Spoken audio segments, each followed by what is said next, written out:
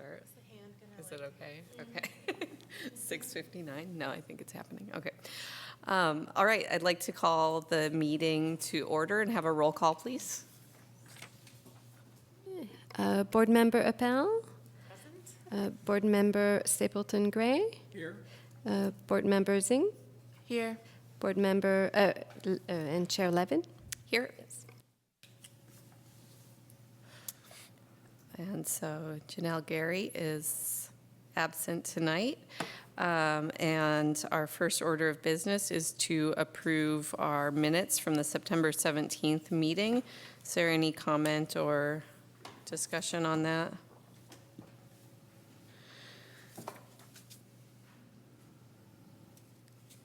Would anyone like to move to approve the minutes? I move we approve the minutes. I'll second that. All those in favor? Aye. All right, minutes have been approved. And now we have time for public comment, if there is any. Marcia? Great. I have enough readings of my own. Takes a lot to make me come visit you folks. Marcia Skinner, Albany resident. I have comments on two issues. One is I brought it to Rachel's attention recently that the county installed a phone system at the library, which means it's a toll call for a local resident to call the library. This was brought to my attention when one of my ladies who volunteers had $23 worth of long-distance calls on a single month's bill. The president of the Friends had a conversation with Rachel she didn't realize was ticking away minute by minute until she got the bill. Younger people in town probably use a cell phone. People may have plans with unlimited minutes. I think this is likely to hit our elderly patrons the most and probably have the most impact on low-income people. I also became concerned once I reflected on it because in a previous life I worked on 911 systems statewide. Makes me wonder if one of us in the basement dialed 911, if we would show up as calling from Fremont. So I am quite concerned about that phone number issue, and I think it's a disservice to our Albany patrons to be publicizing a number that's a toll call. The second thing is a question. I got a fundraising pitch from the County Library Foundation. Yes, I want to help the Alameda County Library keep its essential services available in the face of drastic city and state funding cuts. Now, I know the Friends have tried to give money 2 years in a row and it hasn't been spent because the county resources have supposedly been adequate. When I first moved to Albany, we had bond and tax measures both that were not passing. And the reason they started passing was people believed that they could trust local officials to be telling them the truth. So if there actually are drastic city and state funding cuts, I need to hear about it. I will not be donating. I'd be happy to pass this envelope on to you and let you share it with the rest of the board, but I don't know where this is coming from.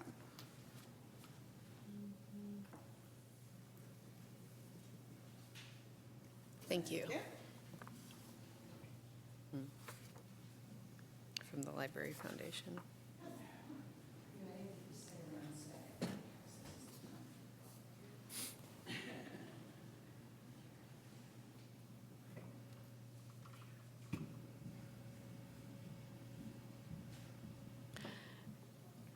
Is there any other public comment?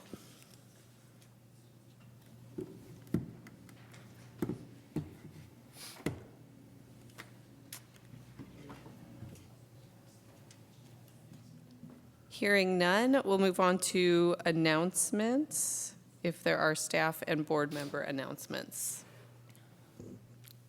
No, I don't have any. Okay. Here, you didn't see that. And our presentations, I think our first presentation is Rachel Scher. Thank you. Thank you. Good evening. I'm going to present our November Albany Library Report. It's a little bit shorter tonight because I want to leave time for the presentation on the digitization project. You had some questions about that. Some statistics from last month. Number of items borrowed, over 16,000. We had almost 18,000 visitors.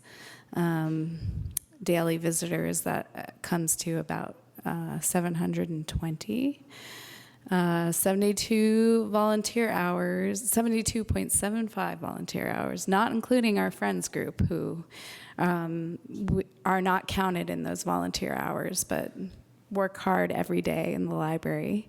We had almost 100 programs in October, and program attendance was over 4,000. Some staff updates. Paul Stragalis has been promoted from library technician to librarian 1 for teen services. So we have a vacancy in our library technician slot. We're very excited to have Paul on board full-time in that position, and he has a lot of great ideas.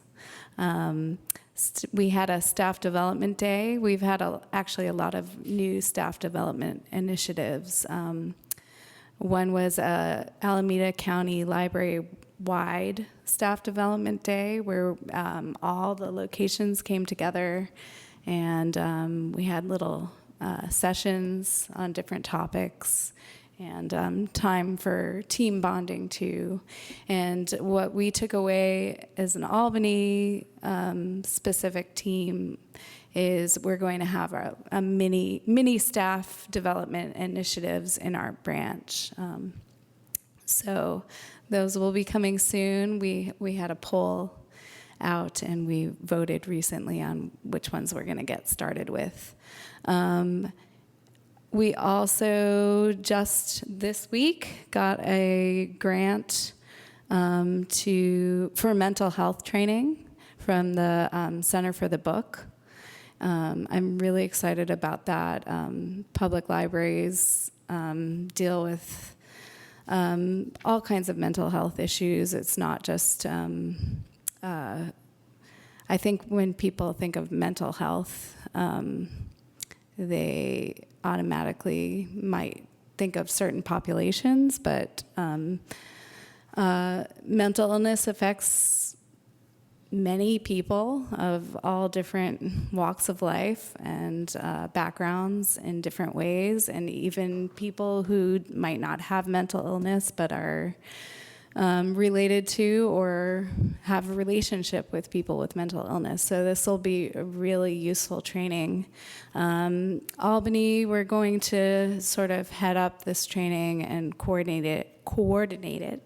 But we hope to sort of, it's a train the trainers situation. We hope to train other locations and staff throughout the Alameda County Library system.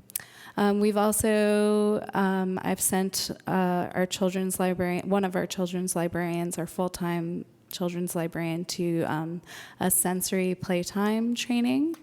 And that was really rewarding for her, and we're going to roll out a sensory playtime for kids on the spectrum. It will be open to everyone, but that's our target population. I spent a lot of time talking about library programs, but I also wanted to sort of give a shout out to all the other, these aren't all the other library services we provide, but some of the other library services we provide. Especially, so meeting rooms, we have Lawyer in the Library service. We're going to play a big part in the census. We are already have a lot of information at our reference desk. But it really was apparent some of the non-program and material services that we provide during the power outage. The library was full.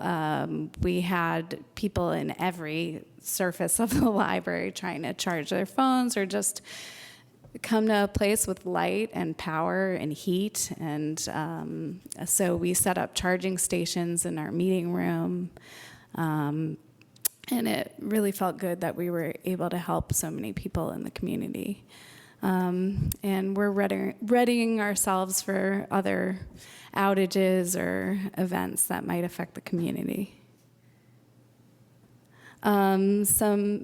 We have a lot of programs, as you can see. We had almost 100 programs last month.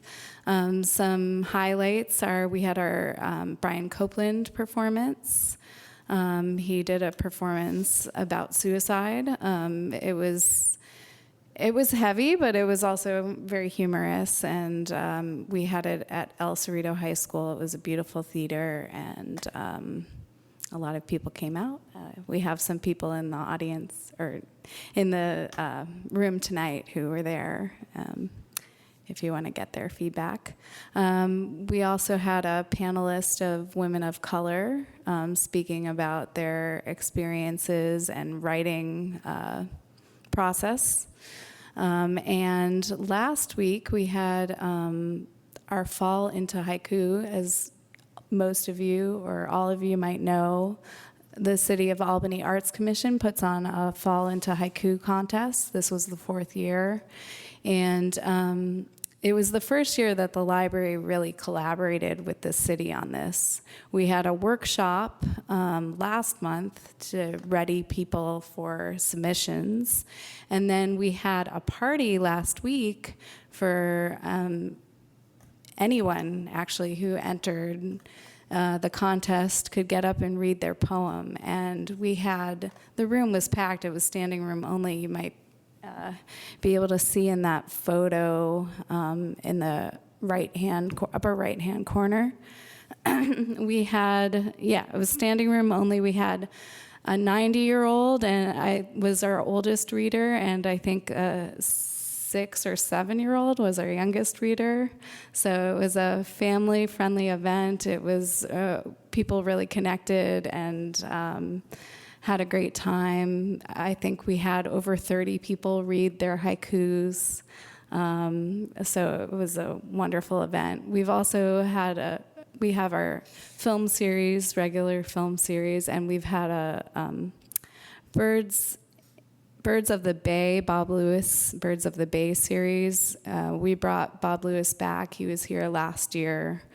And it was such a popular event that we brought him back for a 5-part birding series, which has started and it'll finish up next month.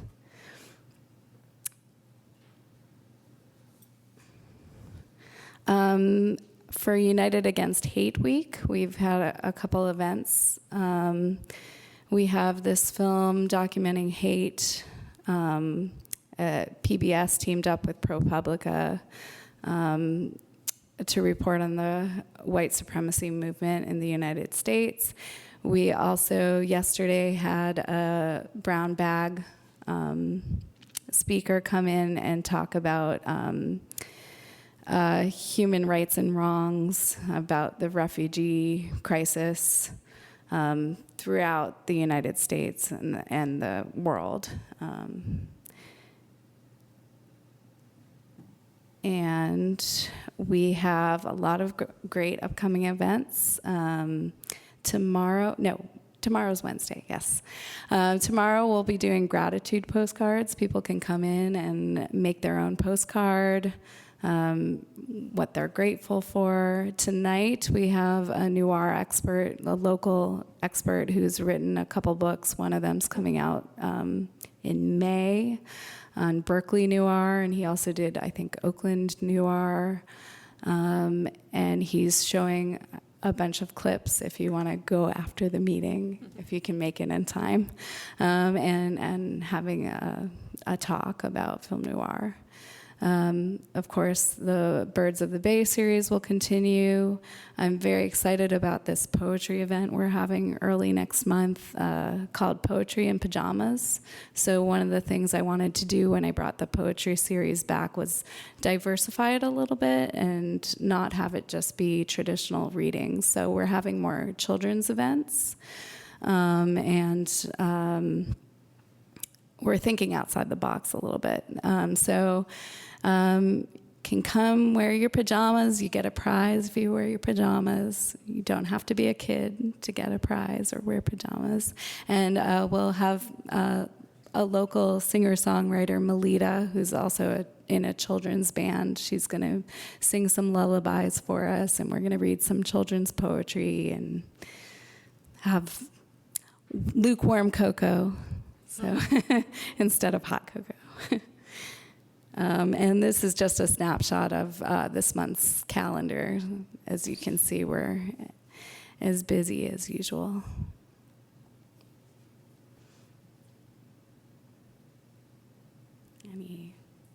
Any questions? No? Okay. Great, thank you so much. Our next agenda item is the proposed project for the Young Bequest. So come on back. And this is to digitize the Albany Journal.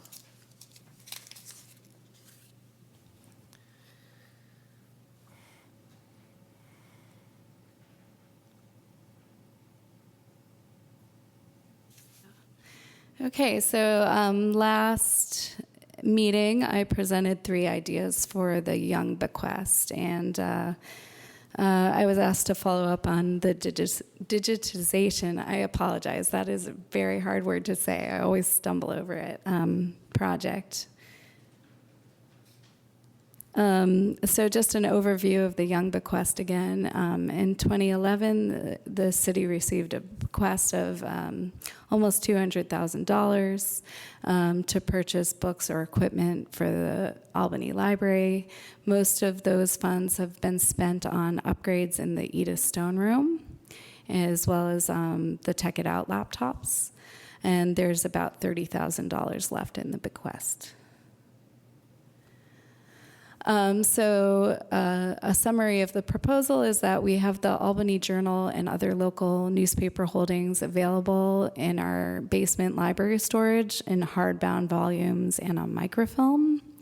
The public can come in and make an appointment, or they don't even have to make an appointment, but that is part of the problem. They can look at the microfilm and the hardbound journals upon request, but we have to make sure there's staff available that are trained on how to use the machine, and to let them into the room because there's historical archives in there. We can't just let people go in and browse. So this presents a number of challenges with preservation, public access, staffing, technical issues, and equipment and materials. And I will say that we recently had our updates done to the computer that we use for the microfilm, and it is already kind of slow again because it takes technology that isn't even really made anymore, so we can't just replace the computer. Digitization would allow us to have a keyword searchable collection online. This protects the material from earthquake, fire, and flood damage. It's also easier to access and search. It would place fewer demands on staff, of course, and it would be an excellent way to promote the local history of Albany and the services that the library provides. Is that window is showing, how do I? Sorry, there's a little window showing in the corner there, and I can't see it on my screen here, so don't know how to hit cancel. You don't see it on the laptop? It's not on the laptop, no, it's on the, oh, it just disappeared on its own. We have holdings of the journal all the way that date back all the way to 1935. Those ones are copyright free now. We have more recent holdings too, late 80s. Other local holdings include, in addition to the Albany Journal, we have the El Cerrito Journal and the Berkeley Hilltop Mirror. The handout that you have there is just a few pages of our holdings. We have over 150 pages. We have 4,000 issues in the collection, so I couldn't print them all out. Most of our holdings have been already converted to microfilm, but we do have some that are only available in bound journals. And we also have some that are, I think very few that are in microfilm, but we don't have the bound journals. I'm not sure. That predates my tenure with the library, so I'm not sure what happened there. Maybe they got damaged. Bound issues. So I was asked to look into some different aspects of this project. One is quality. So bound issues, if we have those scanned, it's better quality. However, they might be damaged in the scanning process. Not the pages themselves, but the binding might be damaged, and it might be difficult or impossible to rebind them. I've been assured that that's not likely to happen, but it is a possibility. The quality is definitely better. I have some examples in upcoming slides of print to digital, then microfilm to digital, and also the microfilm quality to digital will depend on the quality of the microfilm itself. So there are varying degrees of quality of the microfilm. Scanning to print, though, is more expensive. We definitely have enough money in the Young Bequest to do this if we decide to do print to digital completely. But it is significantly more expensive to do that than to just convert the microfilm. So the two companies that we were looking at to do this project were BMI and the Internet Archive, and they both have sent me some examples, which I have on following slides. So this is an example from the Internet Archive. This is a bound journal. You can see it's maybe not lined up properly, but it's pretty good quality. That's a print to scan. And the next example is microfilm. So it's pretty significant, the difference in quality from the microfilm to from the print versus the microfilm. And then I also have an example here from Digital Reel where they're showing how they will actually go in and adjust your images. That's part of the contract with them. So the image below is one that they have sort of cleaned up. There are also copyright issues to consider. So we'd need permissions to publish anything that's not yet in the public domain, which we do have quite a few issues that would not yet be in the public domain. So we don't expect that the publisher would say that we can't make this available, but it is a possibility.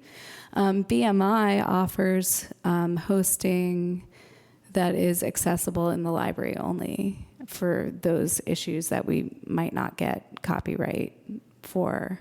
That is not an option with the Internet Archive. So anything we give the Internet Archive has to be accessible to everyone remotely. Hosting, so both companies offer hosting as well. The Digital Reel application offers high quality resolution files and a search interface. If we do also have the option to just have them scan the documents and then give them to us in an external hard drive. I think I recommended in the last meeting that we do that anyway so that we have options. So anytime we decide we don't want hosting, maybe, Alameda County will host it ourselves because we have other digital collections that we might want to promote that might make more sense, or if we want to go to a different company to host. At any time, we can get our files on that external hard drive. However, if we purchase the files outright rather than have them hosted, and this is true for BMI or Internet Archive, we have to pay taxes on those materials. And they didn't tell me how much those would be, but they made it seem like it would be significant because it's taxable material, deliverable material.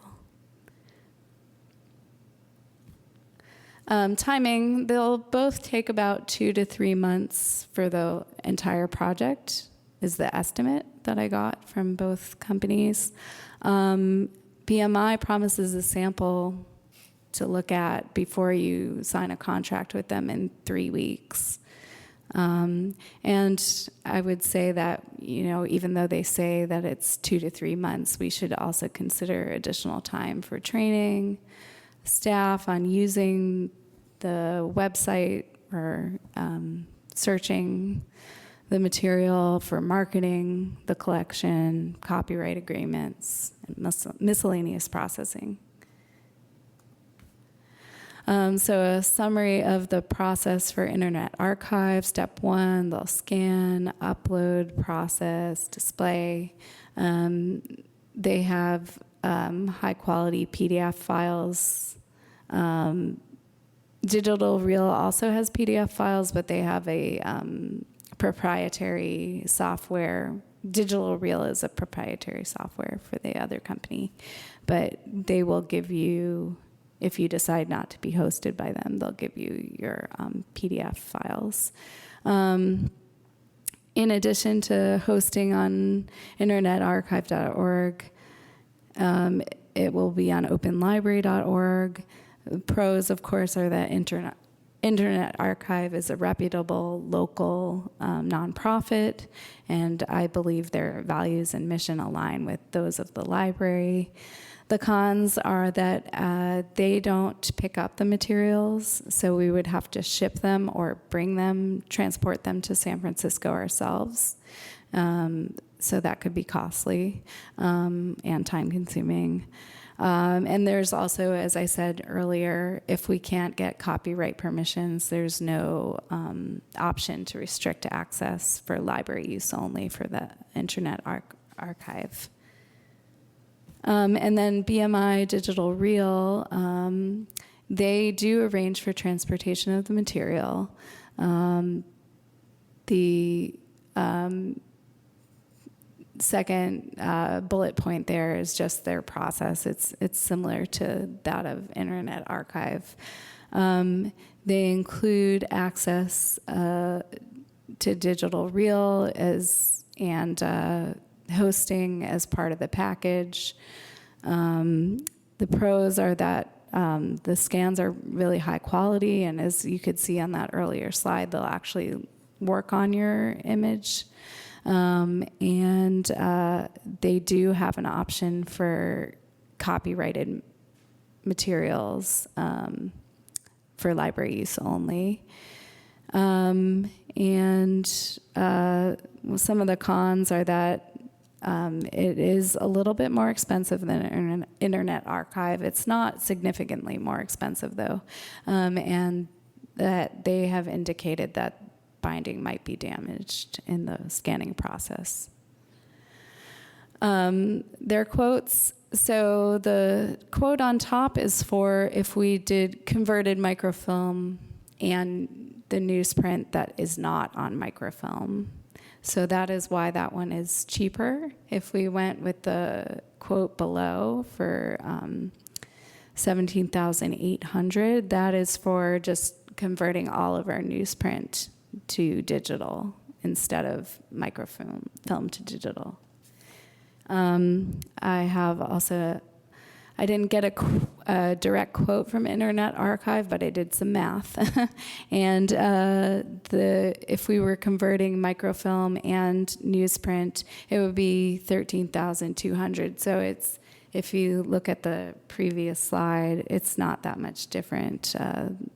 The quote from BMI is $13,935 for that option. And the $13,000 does not include transportation or shipping costs. And that is all I have tonight. But Internet Archive hosting zero, it would be an annual fee for BMI? Yeah, it would be an annual fee for BMI. I think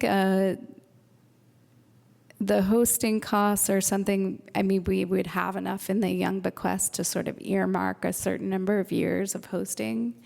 And I'm not really concerned that we wouldn't be able to pay for hosting. But as you can see in both quotes, some things are more expensive with BMI and some things are more expensive with Internet Archive. I think what we're looking for is a sort of your stamp of approval for the project, and then we'll figure out the details about which company to use and which option to go with. But of course, we want any feedback that you have as well. I have a question. Mm-hmm. So would it make sense to proceed by finding out if we can get the copyright permission? And then if so, then really the choice becomes pretty equivalent between Internet Archive and BMI.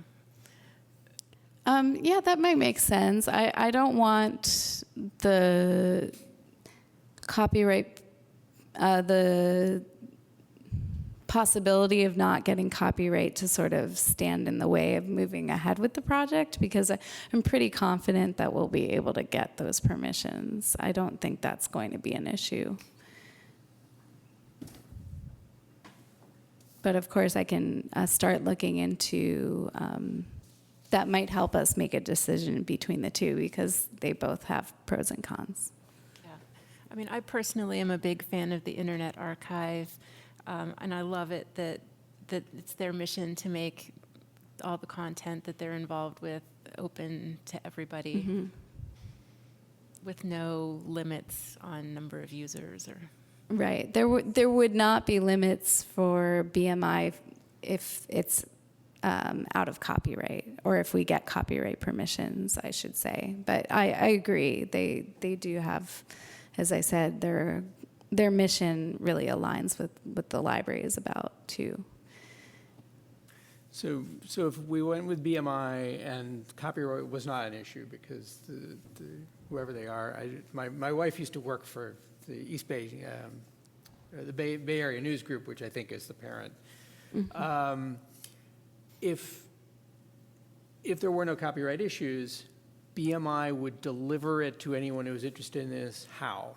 Over the open internet? Anybody in Sri Lanka could say, wow, Albany, let me research more? Yeah, it would just be hosted open access.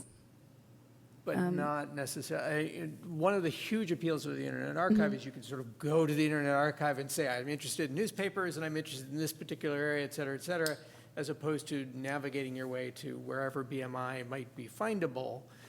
I also have a general question of so what is the volume of requests against the existing holdings? I recognize that it may be a bit diminished by, well, it's inconvenient to do that today and therefore it doesn't get done today, et cetera. But are we talking about a researcher a year, a dozen a week, somewhere in between? I think it's somewhere in between, probably. We have someone here tonight, Marcia, who gets requests from the Historical Society. She might be able to chime in, but... Say I get a couple a month where if there's a SAN on duty or there's only one person at the reference desk, I get referrals from staff as well as what actually come in through the Historical Society. And the most recent one I got came in from Chronicle Books trying to do a fact check on a person who'd been a city employee. I checked with the city didn't still have an employment record.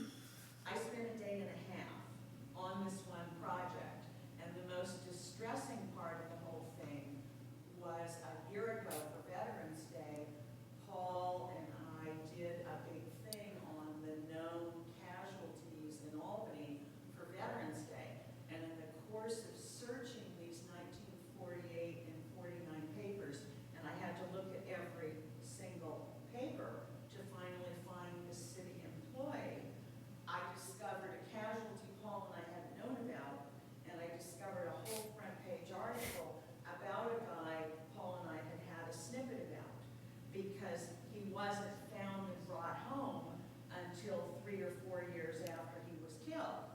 So I'd say I deal with a couple every month. And It's a project, the Friends have supported the microfilming and binding for years because there is some community interest for obituaries or businesses that used to be in town. So certainly, you know, when one a year is way out of line, it's also not a dozen a week. But I think there also are people who come in who get discouraged because there isn't instant access. yeah, I agree. I also get separate requests. So I had 2 requests last month. One's someone doing genealogical research, and one an author researching for a book. So I think, but Fall down there with them, but you know, so.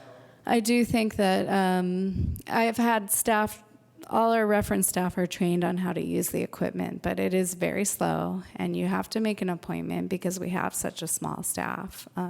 So I do think that if it was online, it would be, the volume would increase.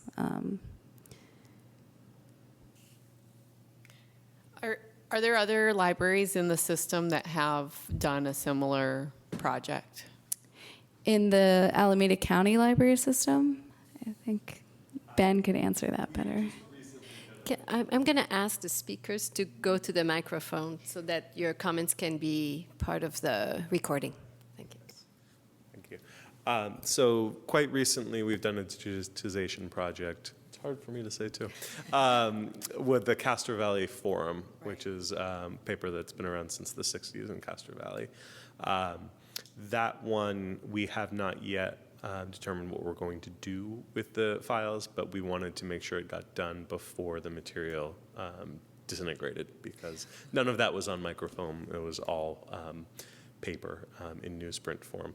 So I do think there's potential down the line, and it probably isn't the immediate future of the Albany holdings, that the library might one day have an archive of Alameda County resources.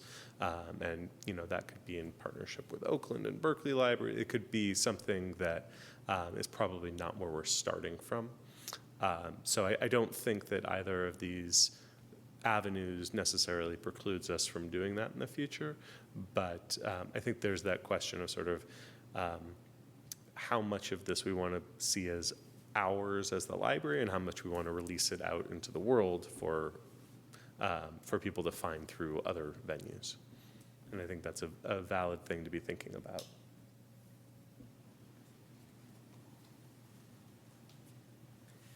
It strikes me that the confirming the copyright issue earlier than later is a fine thing, especially as it's kind of a showstopper if you find out that only stuff that's out of copyright could be really usable outside of our local sort of bubble.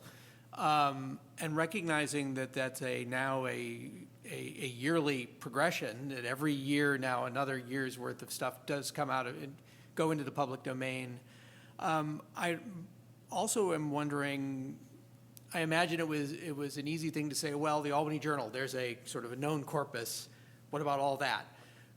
But you've got all the other things that are potentially digitizable prior to that moving line of the out of copyright wall. And I'm wondering, it's not option A or B, it's option C.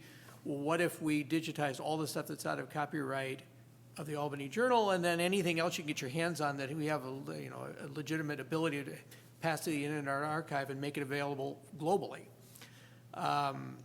So I wouldn't necessarily get hung up on doing all of the Albany Journal, knowing that some of it will be accessible, more accessible later as time passes. Some of it might be usable now, but it's somewhat mooted by the question of the copyright. If Bay Area News Group or whoever is the one that owns the copyright says, no, not a problem, just put our name on the press release, then I'd love to know that. Right. The copyright affects how we publish it, I guess, online, but it doesn't affect how it's scanned. So I'm really eager to move forward with one of these options to at least start scanning the material. But yes, of course, that is a consideration. How much do we want to hold on to as really identifying Albany and Alameda County as, this is something that we're providing, a service we're providing. Of course, we want everyone to have access to it, but I think Ben's point is prudent to consider. I can see both perspectives with putting it available on Internet Archive or having it through BMI, which is also, I don't want to, just because the Internet Archive really aligns with our values, I don't want to say that BMI is not a good option, because they also have scanned and worked on a lot of library collections in the United States. They're very well known and respected. So, but yes, I can move forward with trying to get copyright permissions. It's easier to say I'm asking because we're we're doing this project for sure, than to just say this is an exploratory question. I'd rather, as soon as they say yes, send them an agreement so we can move forward on it. I would like to make a motion to approve this project for the Young Bequest, and understanding that you'll make an informed decision about which one to go with. I'll second the motion, because I don't think we need to micromanage the decision. All those in favor? Hi. I had another question. Yeah. So everything would be online, like dependent on the internet. Would the library get like a PDF copy that could be used offline too? Yeah, I recommended that we purchase the external hard drive copies of the PDF files as well. Okay. And is there like, do you know how secure these websites are? Or like, do they have any extra security? I don't know the answer to that, but I mean, it's open access, so I don't think, you mean as far as somebody hacking into it? Is it like more secure than a regular website, or? I don't know that question. I'll look into that for you for next time. Yeah. All right. Any other comment? I just had one other question, it's sort of like what happens in the aftermath of the project to digitize. Do the originals come back to the library? Yes. Yeah, they give us our material back. They don't keep it. So Like the idea is that would really be used very rarely, and that people would use the surrogate instead. mhm, yes. Great. Thank you so much, Rachel. Thank Our next agenda item is the Alameda County Library Advisor Commission report. Board Member Appel. Okay. Yeah, so the main event at the last ACLAC meeting was a pretty in-depth report on the status of Project Archimedes, which is the makerspace that's being developed at the Fremont Main Library. So that project has, like the architect of that has been Parker Thomas, who's a consultant to the library. And the library has hired its first coordinator of innovation, who's now the owner of that project. And his name is Chris, how do you say that, Kyauk? K-Y-A-U-K. They got a grant from the Alameda County Foundation, the same people who sent this thing to Marcia. So that was to equip the physical space. So an example of some of the equipment they have is sewing machines to create cosplay costumes. They have a laser cutter, a vinyl cutter. So they've been really into printing custom T-shirts in small batches, like as small as one. And 3D printing, and they also have CAD software to use in conjunction with the various types of printing. Over the summer, they worked with the Fremont School District, and they had a group of kids who designed the space and built the furniture. And then they also had a program where they had recruited a couple of companies with real-world problems that they wanted the students to make recommendations about. So one of them was designing a solar energy system, and I think the other one had something to do with how microgrids can be used in places like fire stations. So the Project Archimedes is now up and running, and they have a schedule of classes, and they also have open hours with supervision, and there's also some just drop-in time. And then there's some hours just for teachers and also just for teens. And depending on how much training an individual gets on the use of the equipment, they get more or less access. So if you get a lot of training, you can become like a monitor of the space. And, you know, when you're just starting out, you have to be there with a lot of supervision. So part of the idea of this is to train teachers to open new maker spaces. And also the project is creating challenges that teachers can use in their maker spaces. So they're also initially trying to focus on schools that have a high population of students in the free and reduced lunch program, but they can consult with other school districts, and it seems like they're kind of eager to do that. So that's what's happening at Project Archimedes. Yeah, Cindy Chadwick, the county librarian, was really excited about it. I think like they made her a T-shirt. And one of the first classes that they taught there was for librarians, and it was like, I guess, pretty much fun for everyone, and they got a first-hand experience of what that space is really all about.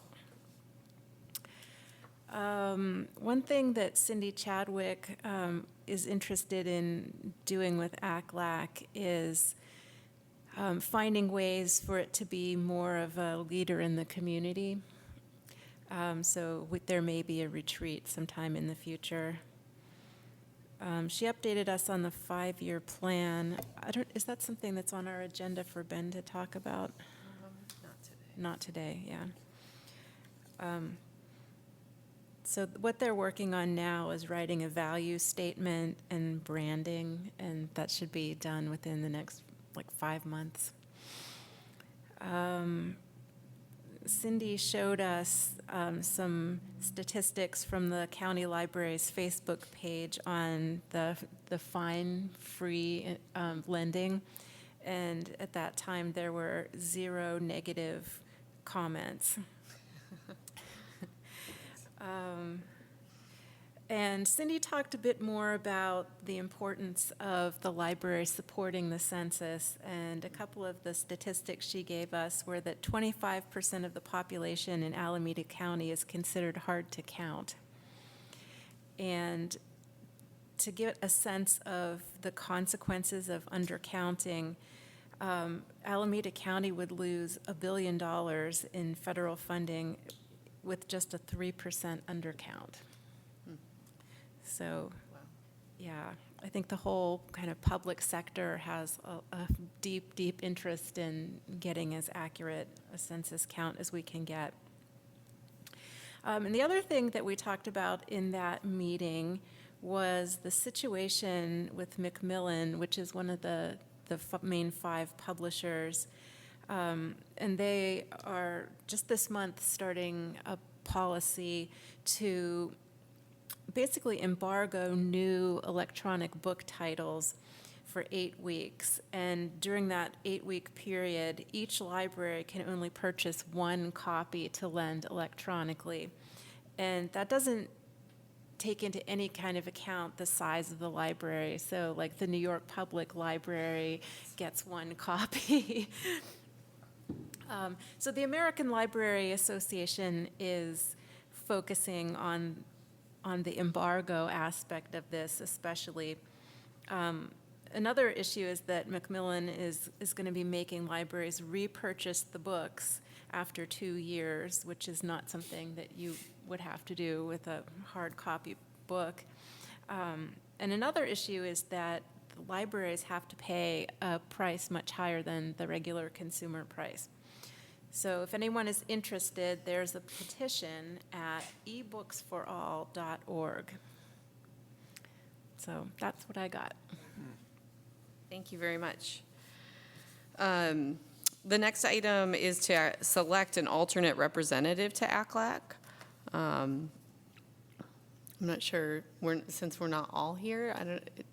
But Janelle did write to me and let me know that if no one else wanted to be the alternate, that she'd be happy to. I seem to recall that maybe she was interested. She mentioned that to me at the last meeting as well. Okay. She seems eager to be the alternate. If no one else is as eager as Janelle, I would recommend that Janelle be the alternate representative for ACLAC. Are you making a motion? I'll make that a motion. Okay. I'm going to second that because I'm today's designated seconder. All those in favor? Aye. Great, all right. The next item is future agenda items, and it seems to me that Marcia's bringing up the phone system seems like something we might want to investigate a little bit. I don't know if Ben, can you? That was the first time I've ever heard it. Okay. We're still looking into that. It's a hard thing to test because I have a 284 number also, and I don't have a landline.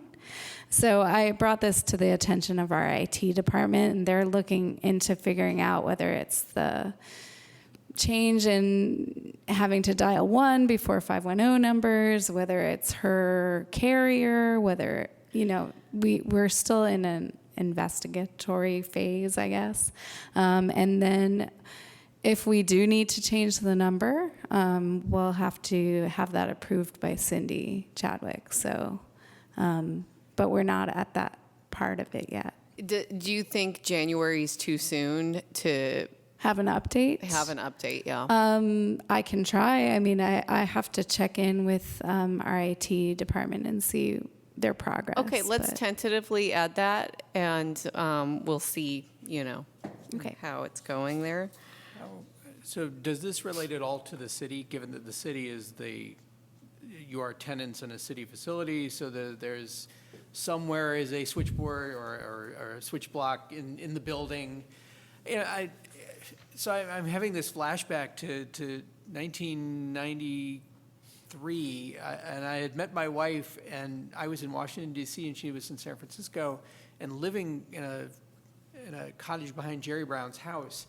And because we'd met and had a 6-week by email courtship before I proposed to her at Chez Panisse, she was dialing up and using a 415 number from a 415 address and got a $600 bill. Wow. So I first met Jerry Brown as he's waving a $600 bill at us. And it is absolutely possible for this to happen. I expect that what it is yes, the number is local to not here, to Fremont. Right. But I've got to believe that given what is allowed with number portability, getting it switched to a local circuit is a no-brainer for somebody.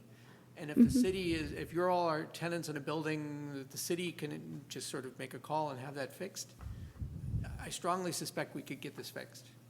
Oh, yeah, so do I. We just need to figure out what the problem is first, though, because we don't know if it's just her phone. I mean, the only test we have is one person, so we need to do some tests with other landlines and see if other people are getting charged, because this is a new charge for her. She's never had charges before on her phone bill for this. Thank you. Are there any other future agenda items that anyone would like to? I don't think this is an agenda item, but I would like to see somebody follow up on this solicitation that Marcia got from the County Library Foundation. Yeah, I think since it's the County Library Foundation, it's separate enough from this board's realm, Yeah, I agree. but I'm going to take this since, yeah. yeah, because of ACLAC. Yeah, thank you. I think that's appropriate. All right, with no future agenda items, one thing to note, our next meeting is on a Thursday because of city council. Holiday, yeah, Yeah. the Martin Luther King. Thank you, yeah. Holidays, pushing the city council meeting on a Tuesday, which is usually the usual meeting Right. date of this meeting. So make that note in your calendars, and we will adjourn the meeting right now at 7:55.